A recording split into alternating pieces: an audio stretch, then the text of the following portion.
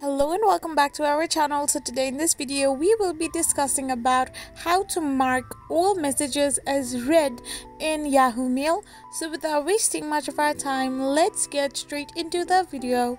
So to do this, all you need to do is simply open the Yahoo Mail app, and from there all you need to do is simply tap on a box icon just above all the messages you can see. So once you tap it on, you will be selecting every messages that you have got in box, and then tap on the three dots. Once you tap on it, you can find the mark as read option. So simply tap it on and you can see that every message has now been marked as read.